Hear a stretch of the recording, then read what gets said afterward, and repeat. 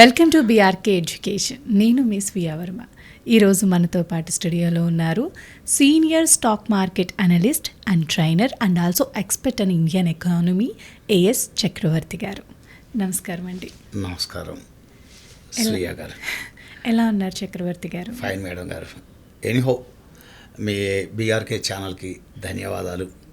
ఎందుకంటే ఒక మంచి టాపిక్ని మన తెలుగు ప్రజలకి నా ద్వారా తెలియపరుస్తున్నందుకు ధన్యవాదాలండి. మరొకసారి ధన్యవాదాలు స్వీయ గారు. వాట్ ఈజ్ ఆర్బీఐ పాలసీ అండి? ఆర్బీఐ పాలసీ అనేటువంటిది మేడం గారు చాలా విస్తృతమైంది.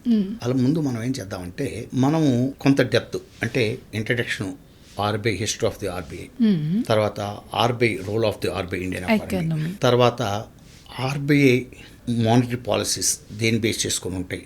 ఇలా ఒక 3-4 పార్ట్లుగా డివైడ్ చేసుకొని ఆర్బీఐ గురించి విస్తృతంగా డిస్కస్ చేస్తే మన తెలుగు ప్రేక్షకులకి చాలా బాగుంటుందని నా అభిప్రాయం.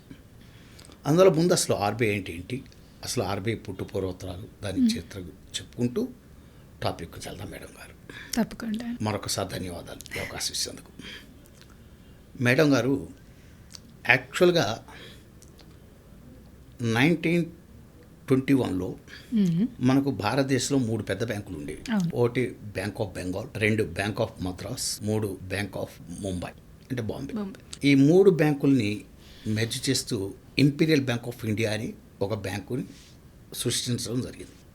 ఈ ఇంపీరియల్ బ్యాంక్ ఆఫ్ ఇండియాని మొట్టమొదట central bank India, British central bank in India అనుకోవచ్చు. ఈ యొక్క British central bank, imperial bank of India మీకు 1935 దాకా సెంట్రల్ బ్యాంక్ అని ఉంది, బ్రిటిష్ సెంట్రల్ బ్యాంక్ అని ఉంది ఇండియాలో. ఆ తర్వాత 1935లో ఈ మనం చెప్పుకుంటున్న ఇప్పుడు reserve bank of India establish చేయడం జరిగింది బ్రిటిష్ హయాంలో.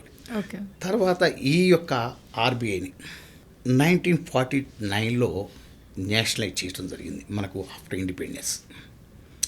సో అందువల్ల ఆర్బీఐ అనేటువంటిది ఇండియన్ ఎకానమీ మానిటరీని స్టెబిలైజ్ చేయడంలో చాలా ముఖ్య పాత్ర పోషిస్తుంది, నో డౌట్.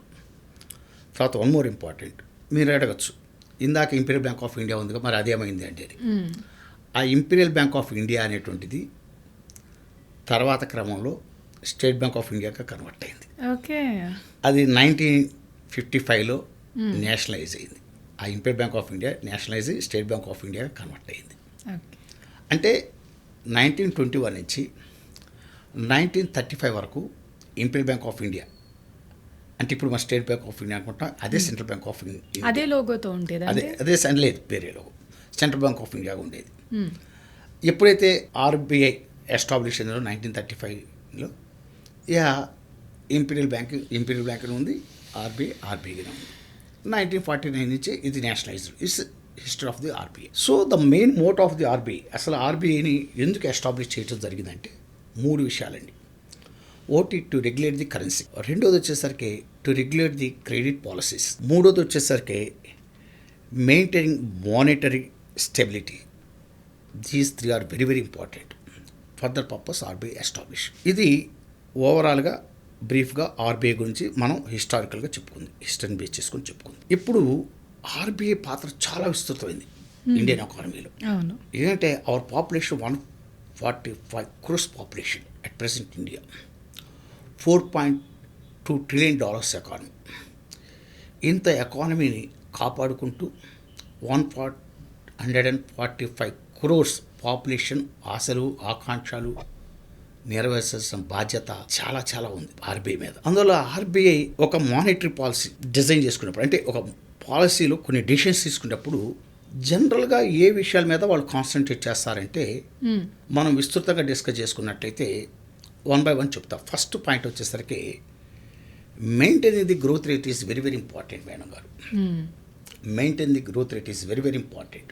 ఎందుకంటే అండి, నేను ఇందా చెప్పినట్టు భారతదేశంలో ఇవాళ 145 కోట్ల మంది జనాభా. దీంట్లోనండి 65% యూత్ బిలో 35 years ఏజ్ వాళ్ళు, 25 years ఏజ్ బిలో వాళ్ళు 50% ఉన్నారు. అంటే ఇక్కడ వీళ్ళందరికీ ఉపాధి అవకాశాలు కల్పించాలి. అంటే గ్రోత్ రేట్ ప్రాపర్గా లేదనుకో, maintain growth rate proper is very very important. ఎందుకంటే గ్రోత్ రేట్ ప్రాపర్గా లేదనుకోండి, మీకు ఎకానమీ డెవలప్మెంట్ ఉండదు. ఎకానమీ డెవలప్మెంట్ లేకపోతే మీకు ఎంప్లాయ్మెంట్ క్రియేట్ అవుతుంది. ఎంప్లాయ్మెంట్ క్రియేట్ అవ్వలేకపోతే ఇంత యువత ఉన్న దేశంలో అన్ఎంప్లాయ్మెంట్ క్రియేట్ అయిపోతుంది. ఎప్పుడైనా ఒక అన్ఎంప్లాయ్మెంటు సరైన ఇది లేనప్పుడు దేశంలో కొంత అశాంతిగా కూడా ఉంటుంది. అందువల్ల ప్రజలకి ఎంప్లాయ్మెంట్ క్రియేట్ చేయడం అంటే గ్రోత్ రేట్ను కాపాడుకుంటూ ఎంప్లాయ్మెంట్ క్రియేట్ చేయడం అనేది చాలా గురుతరమైన బాధ్యత. అందుకని ఆర్బీఐ అనేటువంటిది వాళ్ళ మానిటరీ పాలసీస్ డిజైన్ చేసేటప్పుడు ఎప్పుడు కూడా వాళ్ళు డెసిషన్స్ తీసుకునేటప్పుడు ఎప్పుడు కూడా గ్రోత్ రేట్ను కాపాడుకోవటం ఎలా అనేది చాలా చాలా గమనిస్తారు. ఆర్థిక పరిస్థితిని బేస్ చేసుకుని డిసిషన్స్ తీసుకోవాలి. ఇప్పుడున్న ఆర్థిక పరిస్థితిని బేస్ చేసుకుని గ్రోత్ రేట్స్ అంటే ఎకానమీ గ్రోత్ అవుతుందనేగా మీకు జీడిపి అనేటువంటి డెవలప్ అవుతుండాలి. ఇప్పుడు 4 ట్రిలియన్. నెక్స్ట్ మన టార్గెట్ ఏందనుకున్నారు 2030కి $8 trillion. ఇప్పుడు $4.2 trillion we're going to estimate near future $8 trillion estimate చేస్తున్నాం. అంత జీడిపి పెంచుకోవాలి అంటే ఎకానమీ డెవలప్ అవ్వకుండా కుదరదు కదా.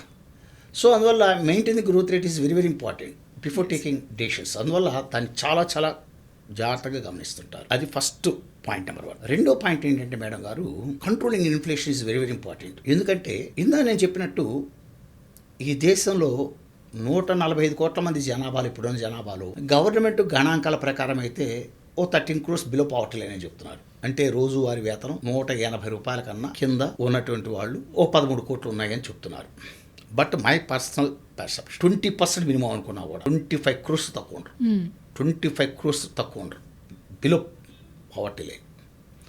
ఎందుకంటే controlling inflation is also very main another object. ఎందుకంటే inflation may not control properly RBI. ఈ బిలో పావర్టీ లైన్ ఉన్నటువంటి 25 crores పాపులేషన్ అంటే ఏంటి, వీళ్ళ పరిస్థితి ఏంటి, రోజు రోజుకు వస్తూ ధరలు పెరుగుతాయి. అందువల్ల ఆర్బీఐ మానిటరీ పాలసీస్ డెసిషన్స్ తీసుకునేటప్పుడు ఇన్ఫ్లేషన్ దాన్ని ఖచ్చితంగా పరిగణలో తీసుకుంటారు. ఎందుకంటే పేద ప్రజానికులు ఈ రోజువారీ $180 వేతనం అంటే ఏముంది వాళ్ళ. మరి అలాంటి ప్రజలు ఇన్ఫ్లేషన్ పెరిగితే తట్టుకోగలరా? తట్టుకోలేరు. వాళ్ళ జీవన ప్రమాణాలకి అందుకోగా అసలు ఎట్లా ఉంటుంది, అసలు బతకలేరు. అందుకనే inflation controlling also very very important. ఇక్కడ ఇంకోటి ఏంటంటే మేడం గారు, ఇన్ఫ్లేషన్ ఓవర్గా కంట్రోల్ ట్రై చేసామనుకోండి గ్రోత్ రేట్స్ తగ్గుతాయి.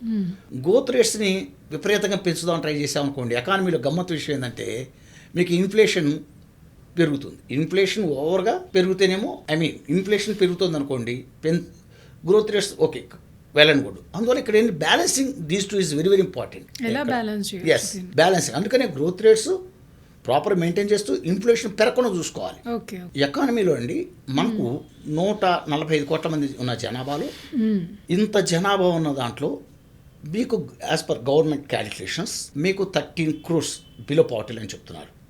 మై పర్సనల్ పర్సెప్షన్ మీకు 25 crores పాపులేషన్ తక్కువ లేరు బిలో పావర్టీ లైన్. ఇంతమంది ప్రజలు బిలో పావర్టీ లైన్లో ఉంటే, అంటే బిలో పావర్టీ లైన్ అంటే రోజువారీ వేతనం $180 ఉన్నటువంటి వ్యక్తులు 25 కోట్ల మంది ఉన్నారు నా లెక్క ప్రకారం అయితే. మై ఐడియాలజీ యూత్ ఉన్నారు. అందువల్ల ఇక్కడ ఏంటంటే ఓ పక్క ఉద్యోగ కల్పన, గ్రోత్ రేట్స్ పెరిగితేనే ఉద్యోగ కల్పన పెరుగుతుంది. అంటే అంతో ఇంత గ్రోత్ రేట్స్ పెరిగేటప్పుడు ఇన్ఫ్లేషన్ ఇంక్రీజ్ అవుతుంది, అదో గమ్మత్తైన ఇష్యూ. అలానే ఇన్ఫ్లేషన్ కంట్రోల్ లేదనుకోండి ఈ పేదరికంలో ఉన్నటువంటి వాళ్ళు బిలో పావర్టీ లైన్ ఉన్నటువంటి వాళ్ళు బ్రతకలేని పరిస్థితి వస్తుంది. ఈ రెండింటిని బ్యాలెన్స్ చేయడం అనేటువంటి కత్తి మీద సౌండ్ లాంటిది ఆర్బీఐకి. అందుకనే మీకు ఇప్పుడు కూడా ఈ రెపో రేట్ కానీ రివర్సల్ రెపో రేట్స్ కానీ సిఆర్ఆర్ కానీ వీటన్నిటిని మనం ఆర్బీఐ పెంచడం తగ్గించడంలో వీటన్నిటిని పరిగణలో తీసుకుంటారు. ఈ రెండు ముఖ్యమైనవి. మూడోది వచ్చేసరికి మేడం గారు అత్యంత ముఖ్యమైనది ఇంకోటి ప్రింటింగ్ కరెన్సీ. చాలామంది కరెన్సీ అంటే ఎలా పడితే అలా వచ్చేస్తారనుకుంటారు. అలా పడితే అలా చేయడం కుదరదు. దానికి కొన్ని పారామీటర్స్ ఉన్నాయి. చాలా విస్తృతమైన టాపిక్. కరెన్సీని అసలు ఏ బేసిస్ మీద వచ్చేస్తారు అనేటువంటిది చాలా పారామీటర్స్ కన్సిడర్ చేస్తారు. ఇది నేను వీలైతే ఇంకొక వీడియోగా ఎప్పుడో మళ్ళీ పారామీటర్స్ ఉన్నాయి. చాలా పారామీటర్స్, అదో విస్తృతమైన టాపిక్. నేను ఇంకొక వీడియోలో నీకు ఎక్స్ప్లెయిన్ చేస్తాను. అందువల్ల కరెన్సీ ప్రింటింగ్ అనేటువంటి కూడా మనం ప్రింట్ చేసుకోవాలి. అది చాలా జాగ్రత్తగా చూసుకోవాలి. వీటన్నిటికన్నా ఇంకోటి ముఖ్యమైనది మేడం గారు, RBI rupee value, exchange value of the rupee అనేటువంటిది మేడం గారు ప్రాపర్గా మెయింటైన్ చేయాలి. ఎందుకంటే మనకు ట్రేడ్ డెఫిసిట్ ఈ రోజున $280 బిలియన్ ట్రేడ్ డెఫిసిట్ ఉంది. అది రూపీస్లో మనం కన్వర్ట్ చేసాం అనుకోండి మేడం గారు, ఇవాళ 23,80,000 కోట్ల రూపాయల ట్రేడ్ డెఫిసిట్ ఉంది రూపీలో చూసుకుంటే. అంటే ఇప్పుడు ఫర్ ఎగ్జాంపుల్ మీకు రూపీ వాల్యూ డిప్రిషియేట్ అవుతా, డాలర్ వాల్యూ ఎప్రిషియేట్ అవుతుంది అనుకోండి. ఇంటర్నేషనల్ కరెన్సీ అంటే డాలర్. ఇంత ట్రేడ్ డెఫిసిట్ ఉన్న ఇండియాలో 23,80,000 కోట్ల ట్రేడ్ డెఫిసిట్ ఉన్న ఇండియాలో కనుక మీకు రూపీ వాల్యూ కనుక రోజు రోజుకి దిగజారిపోతూ డాలర్ వాల్యూ పెరుగుతుంది అనుకోండి, ఆటోమేటిక్గా దాని రిఫ్లెక్షన్స్ వేల కోట్లలో ఉంటుంది. అందువల్ల ప్రాపర్లీ అర్థమైందా, ఆ ఎక్స్చేంజ్ డిఫరెన్స్ అనేటువంటిది కాపాడుకోవటం కూడా చాలా ముఖ్యమైనది ఆర్బీఐకి. అదొక మెయిన్ మోటో ఉంది.